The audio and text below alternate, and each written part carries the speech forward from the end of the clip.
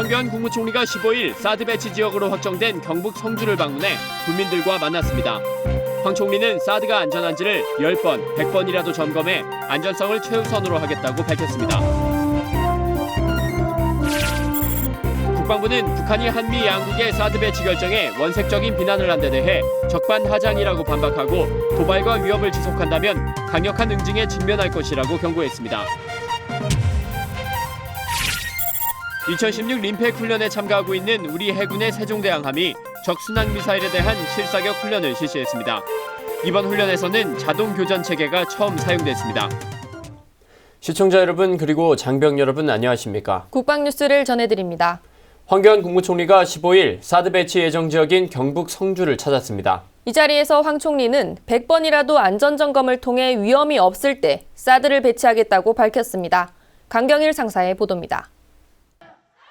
황교안 국무총리가 사드 배치 지역으로 확정된 경북 성주를 방문해 성주 군민들과 만났습니다. 황 총리는 이 자리에서 먼저 사전에 충분히 설명을 못한 점을 사과했습니다. 황 총리는 이어 북한이 하루가 멀다 하고 핵도발을 하고 있다며 국가의 안위와 국민의 생명이 위태로운 상황에서 정부가 이에 대한 대비를 할 수밖에 없었던 입장을 거듭 밝혔습니다. 황 총리는 또 정부는 사드를 배치하기 전 주민들의 안전과 농작물의 안전까지 확보한 상태에서 사드가 배치될 수 있도록 최선의 노력을 다하겠다고 강조했습니다. 이와 함께 국방과학연구소가 실시한 사드 레이더와 비슷한 그린파인 레이더의 전자파 강도 검사 결과 인체의 보호 기준보다 훨씬 낮게 나온 점도 설명했습니다. 그러면서 앞으로 주민들의 의견을 충분히 청취하고 100번이라도 점검해 안전이 최우선으로 보장될 수 있도록 하겠다고 말했습니다. 황 총리는 마지막으로 조금이라도 안전에 문제가 있다면 배치를 하지 않겠다며 정부가 생각하는 사드 배치는 안전을 최우선으로 추진하고 있다는 점을 거듭 강조했습니다. 국방뉴스 강경일입니다. 국방부는 북한이 주한미군의 사드 배치를 원색적으로 비난한 데 대해 적반하장의 행태라고 반박했습니다. 아울러 북한이 오만방자한 위협적 언행을 즉각 중단하지 않는다면 단호하고 강력한 응징에 직면하게 될 것이라고 경고했습니다. 김지한 기자입니다.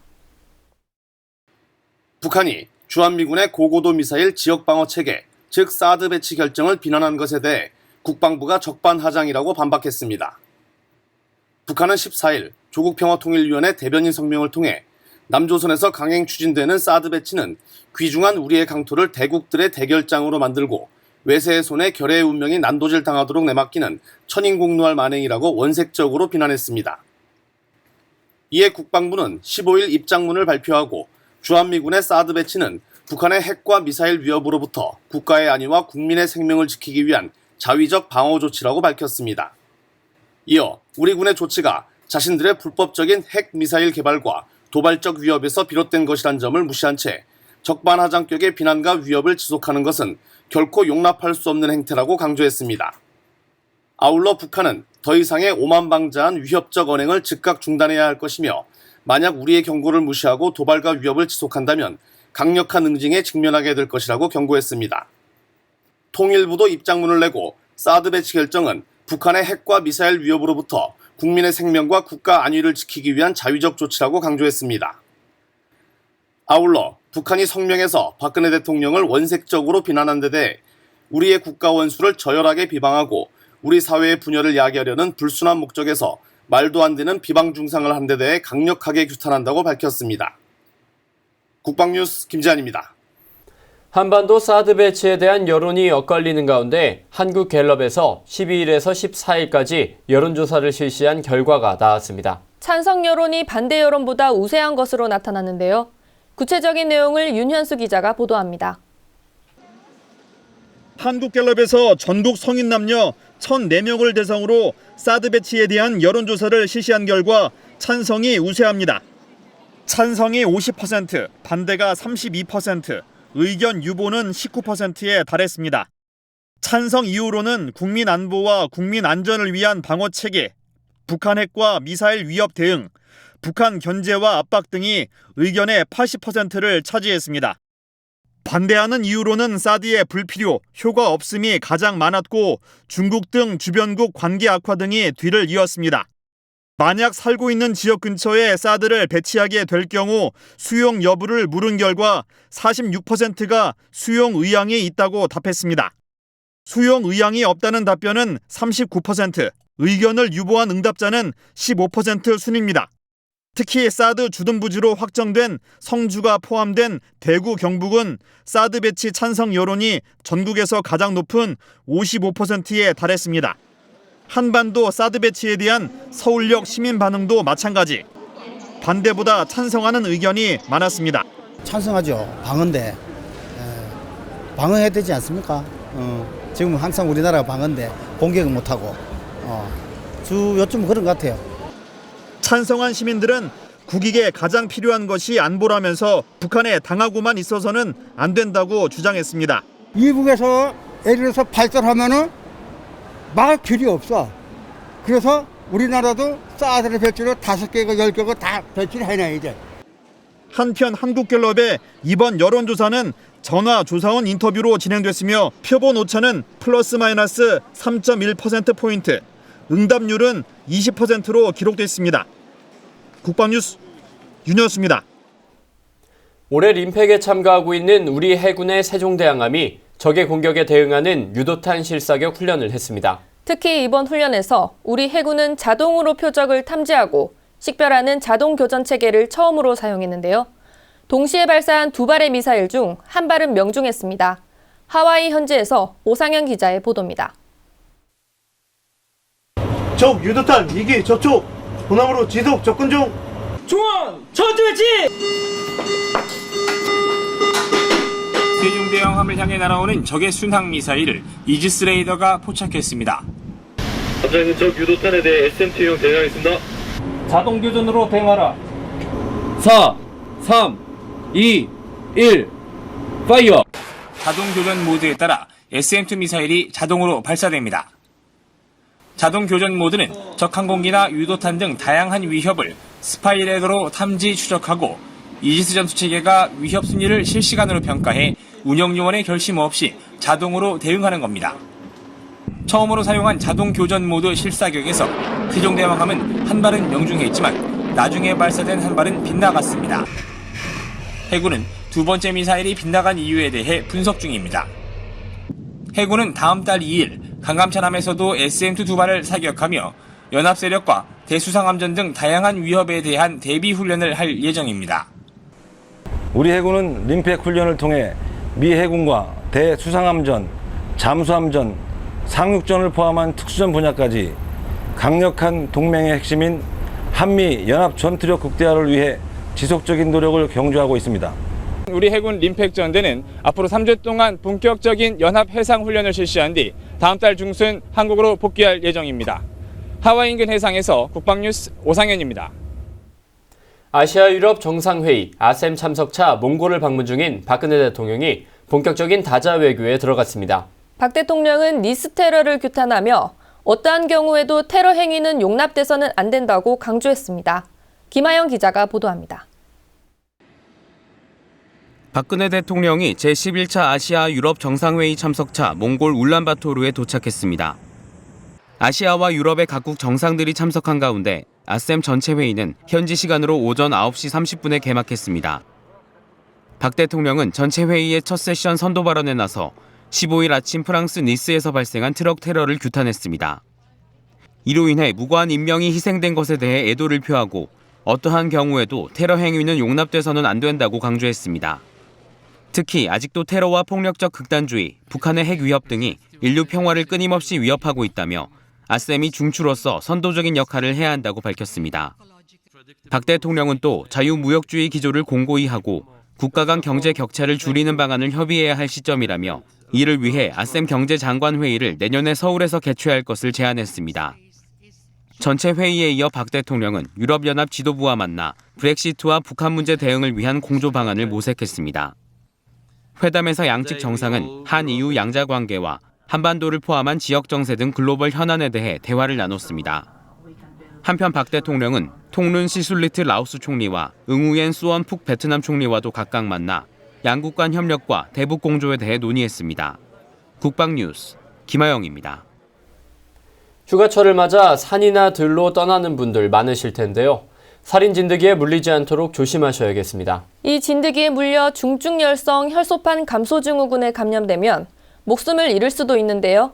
심예슬 아사가 예방수칙을 정리해봤습니다. 지난 6월 전남 순천과 경북 성주에서 야생 진드기에 물린 80대 노인이 각각 1명씩 사망했습니다. 올 들어 6월까지 야생 진드기에 물려 감염된 환자는 21명. 2013년 국내에 첫 발생 사례가 확인된 후 지속적으로 증가 추세를 보이고 있습니다. 영어 약자로 SFTS라 불리는 중증열성 혈소판 감소증후군. 이 바이러스는 야생 진드기의 일종인 작은 소참 진드기에 물려 감염됩니다. 이 진드기는 2mm 정도의 작은 크기에 몸은 갈색빛을 띠는 것이 특징이며 수풀이 우거진 곳에서 서식합니다. 우리나라 전국에 분포하고 있는 이 진드기는 4월부터 11월까지 활동하며 특히 6월과 7월에 왕성하게 활동합니다. 야외 활동이 많은 군 장병들은 중증 열성 혈소판 감소증후군에 걸린 사례가 아직까진 보고되지 않았지만 제초 작업을 하거나 야외 훈련을 할 때에는 긴 옷, 긴 바지를 입는 등 예방 수칙을 반드시 지켜야 합니다.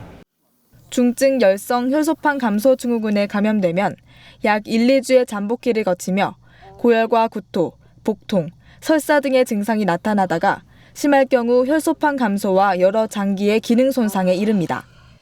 몸살 증상이랑 굉장히 비슷하고 특히 건강한 장병은 증상이 심하지 않기 때문에 감기 등과도 구분이 어렵습니다. 그러나 야생 진드기에 의한 질병은 예방 백신이나 치료제가 없기 때문에 야외 활동을 하신 적이 있다면 반드시 병원 진료를 받아보시기 바랍니다. 야외 활동 시에는 진드기에 물리지 않도록 긴 팔과 긴 바지를 착용하고 풀바디에 옷을 벗어두거나 눕지 말아야 합니다. 또 야외 활동 후에는 즉시 샤워를 하고 옷도 털어서 세탁을 하는 등 청결을 유지해야 합니다.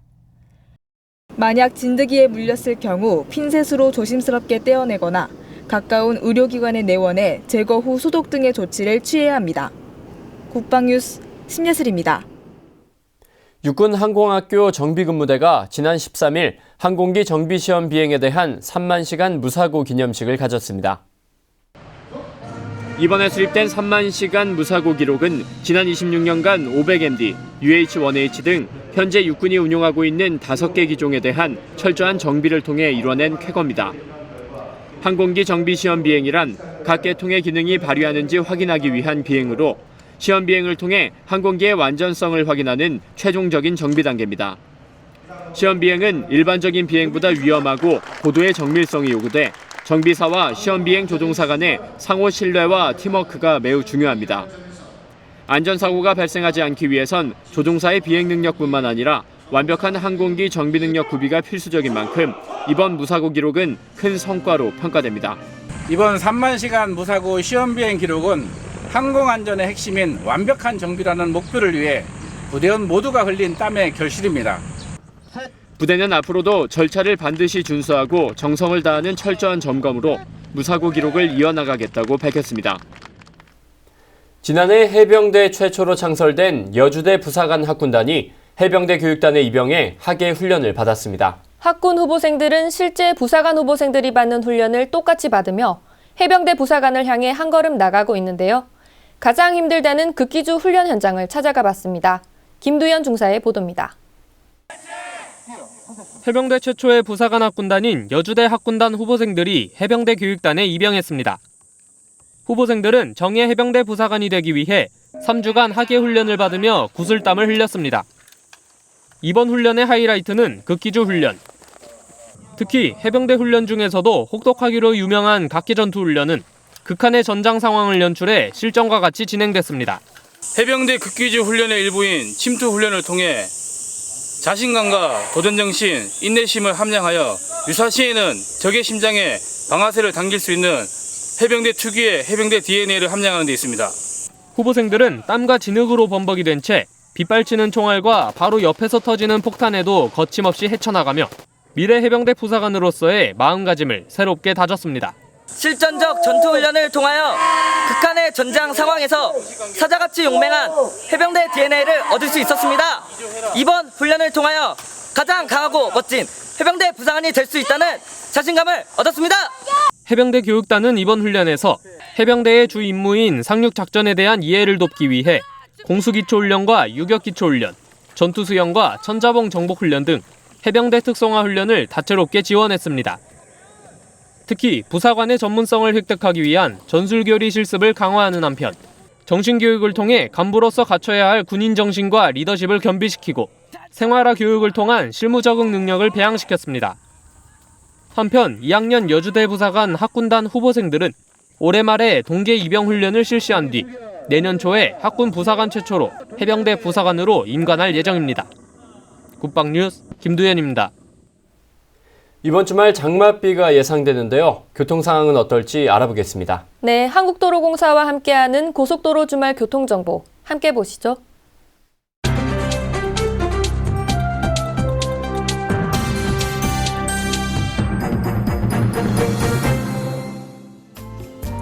이번 주말 전국적인 비 소식이 있습니다. 빗길 운전을 할 때는 주의할 게 많은데요. 차로를 자주 바꾸는 것도 위험하죠? 네, 노면이 젖으면 차량 불빛이 반사되면서 차선을 알아보기 어려운데요. 비가 올 때는 자신의 차로를 유지하는 게 안전하겠습니다. 네, 무리한 차로 변경은 하지 않도록 미리 주의하시고요. 자, 그럼 이번 주말 고속도로 상황 알아볼까요?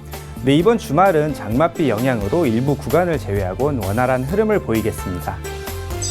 네, 토요일 지방 방향 최대 예상 소요 시간입니다. 서울에서 대전까지는 2시간, 그리고 강릉까지는 3시간 50분 정도 예상됩니다. 네, 정체 구간 보시면 요즘 교통량이 많은 서울 양양고속도로는 미사에서 서정 구간 많이 어렵겠습니다. 서해안 고속도로는 발안에서 서해대교 구간 많이 밀리겠고, 중부고속도로는 동서울 요금소에서 중부 3터널 구간 가장 혼잡하겠습니다. 네, 일요일 돌아오는 길 최대 예상 소요 시간은 대전에서 서울이 2시간, 강릉에서는 4시간 20분 정도로 강릉은 돌아오는 길이 좀 더 밀리겠습니다. 네, 정체 구간은 영동고속도로 인천 쪽으로 여주에서 호법분기점 구간, 서울 양양고속도로는 설악에서 서정 구간 지나실 때 많이 어렵겠습니다. 서해안고속도로는 당진에서 서평택 분기점 부근으로 정체가 길어지겠습니다. 다음 주부터 영동고속도로와 중부고속도로에서 진행 중인 공사가 잠정 중단된다고요? 네, 휴가철을 맞아서 7월 22일부터 8월 15일까지 개량 공사가 중단이 되는데요. 전차로 통행이 가능해지는 시각은 구간별로 다르니 확인하셔야겠습니다. 네, 강원권으로 휴가 가실 분들은 참고하시고요. 지금까지 국방TV와 한국도로공사가 함께하는 주말 교통예보였습니다. 황교안 국무총리가 경북 성주를 방문해 미리 충분하게 말씀드리지 못한 점을 사과한다며 지역 주민들의 안전을 확실하게 보장하겠다고 말했는데요. 우리의 안보를 위해 지혜로운 선택이 필요한 시점입니다. 국방뉴스를 마칩니다. 시청해주신 여러분 고맙습니다.